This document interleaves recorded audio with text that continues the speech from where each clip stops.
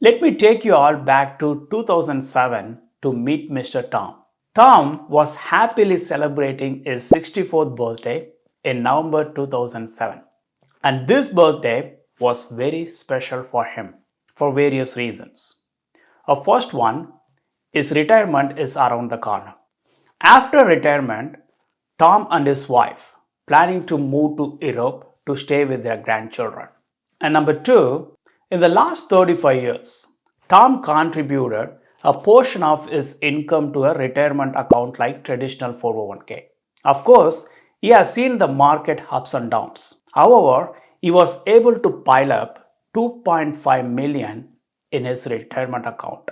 One in specific, in November 2007, right before Tom's birthday, the S&P 500 hits the all-time high of 1,516 points. That helped to pile up 2.5 million in Tom's portfolio. He was gratefully saying to his friends that market is up, his health is great, and the retirement is around the corner. Months passed by, he just left with couple of months to get retired in 2008. You know what happened in 2008? The global financial crisis. The entire financial system was melting down, and that impacted Tom's portfolio as well. The reason is simple.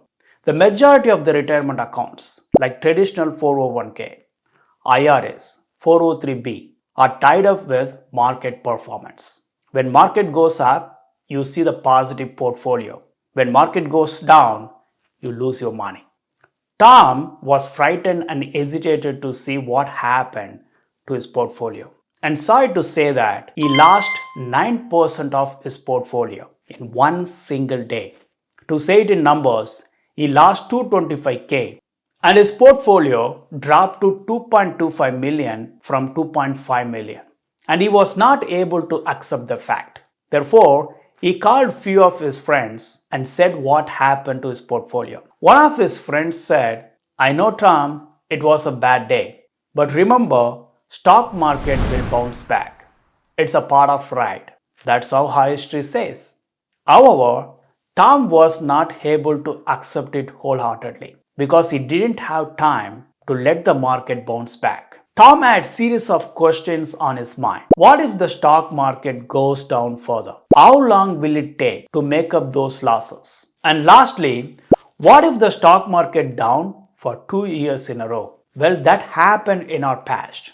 Let me share with you some of our history. In 2000, during dot-com bubble, the stock market was down for 2 years in a row. And during pandemic, the stock market crashed up to 25%. If you look back further, in 1973, the stock market was down for 2 years in a row. In 1939, the stock market was down for 3 years in a row. In 1929, the stock market was down for 4 years in a row. I'm not saying the history will repeat again.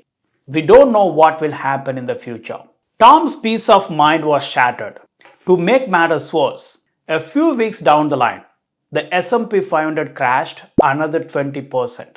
Tom lost another 890k from his retirement account. Altogether, he lost 1.2 million in the 2008 global financial crisis. Before that crisis, he had 2.5 million and he was very happy and excited about his retirement. When he has only a couple of months to get retired, he left with only 1.3 million. He lost 1.2 million in just few months. And he had a couple of questions on his mind. The first one, when he started contributing a portion of his income to a retirement account like traditional 401k, no one ever talked about the market risk involved. And number two, no one told him to have a plan B. Let's see what we can learn from Tom's mistake. By the way, this is a true story. The first one, certain retirement account like 401k, IRA, 403b are tied up with stock market performance. When market goes up, you make profit. When market goes down, you lose money. And stock market is 100% volatile and no one can predict or time the market. Number two, if you look at Tom's strategy, he was constantly contributing a portion of his income to a retirement account like 401k alone. and he didn't do any diversification. To say it in other words, he didn't have a plan B. To illustrate this further, let me share with you some of the concepts and strategies to help you to build plan B. Before we go deeper into that, let's understand what is plan B and how that should look like. Well, when it comes to money, we think about two things. One is safety, second one is growth. When you think about investment, you have to consider four cornerstones. One is safety, second one is growth, third one is tax advantages, and the fourth one is protected from market loss. And if you take your 401k, you have a safety, you have growth, you don't have tax advantages, and more importantly, it doesn't offer market downside protection. So when you build your plan B, you have to consider having all four of these cornerstones. Look at this illustration. This is Peter's retirement account. Let's assume this is a 401k account. And let me walk you through. In the column A, we are talking about year, and column B talks about age, and column C talks about beginning of your balance, and D talks about annual withdrawal, and E talks about post withdrawal balance, and F talks about S&P 500 annual rate of return, and column H talks about end of year balance. Well, we pulled the last 18 years of report. So in 2007, Peter turned into 65 and he had $1 million in his 401k account. That's the beginning of year balance. And Peter's plan is to withdraw $60,000 annually from his retirement account like 401k. A quick reminder, traditional 401k comes under tax defer, which means when you contribute money to your 401k, you're not going to pay any tax. But when you withdraw your money, you have to pay tax. So Peter wants $50,000 to his bank account. That is the reason he is trying to withdraw 60k, because after tax, he received around 50 to his bank account. In column E, we are talking about post withdrawal balance. He had 1 million and he has taken out 60, so that ended up with 940k. Column F, S&P 500 annual rate of return in 2007 was 5.49%. So end of year balance is 991,646. That will be the next year beginning of your balance. If you look at 2008, we can see the beginning of balance is 991,646. And again, he withdraws $60,000 and it goes on and on. In 2008, if you look at S&P 500 annual rate of return, well, that is the global financial crisis. The stock market was down 37%. And in the last 18 years, the stock market underperformed 3 times. The first in 2008, global financial crisis, and the second time in 2018, for various reasons, the stock market was down 4.38%. And 2022, during pandemic, the stock market was down 18.11%. So if you see in 2024, the end of year balance Peter has is 1.6 million. This is the traditional way majority of us withdraw money from our retirement account like 401k. Now, let me show you a concept and strategy which I was talking about plan B. This concept and strategy offers a blend of two things. One is your 401k and the other one is life insurance policy with cash value component. That is your plan B. Why I consider life insurance policy as a plan B? Here are few cents. Number one, the life insurance policy offers safety, growth, and protected from market loss. The best example is indexed universal life insurance.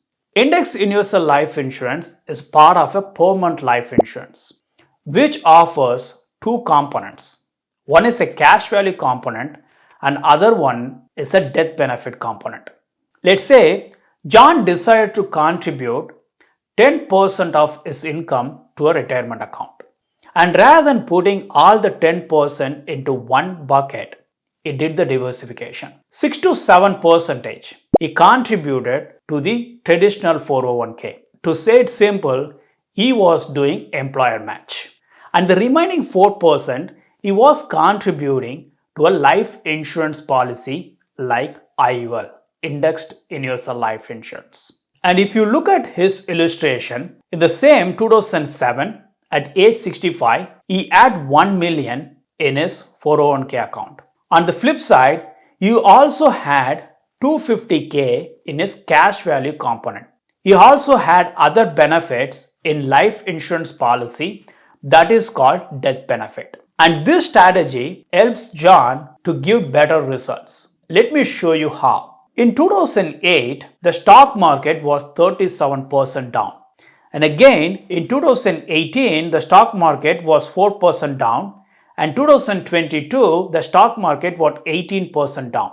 And those 3 years alone, John was utilizing his life insurance policy, which means instead of taking money out from 401k, he started taking money from his life insurance policy.